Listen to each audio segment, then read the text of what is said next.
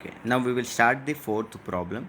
In the fourth problem, what he has given n1 3, n2 2.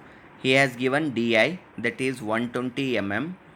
Okay, he has not given the d out. He is asking us to find out the d out itself. He has given a pressure, that is zero point 0.1 MPa, and he has given a power in a kilowatt, that is 25, right, and he has given a speed, that is 1575 rpm.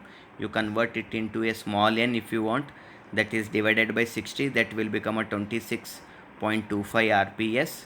Okay, he has given a friction, that is zero point 0.3. So now we easily n dash is what, n1 plus n2 minus 1, so that is 3 plus 2 minus 1, that will become a 4. Okay, now what he has asked us to find out the d out.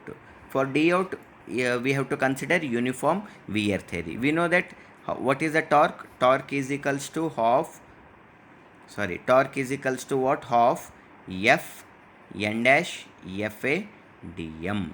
Okay, d, so fa n dash we know, f we know, that torque we have to find out, fa we have to find out, and dm we have to find out.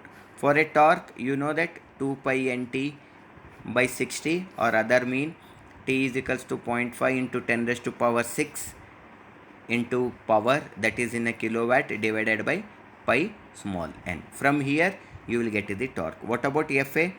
Fa, you know that for a uniform wear, half pi, you know that, p, you know that, di, you know that, d out and di. Here unknown is d out. So fa, whatever you are getting, it will be in the form of a d out. So I got 18.84 d out minus 120. Okay, it will be in the form of a d out only.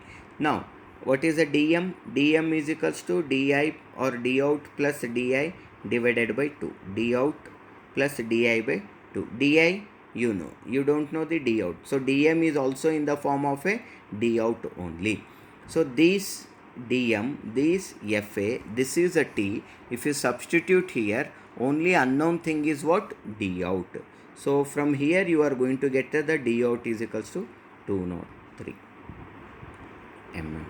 Substitute this dm, that is, I think you got dm fa t. Substitute in this equation. T value we got it.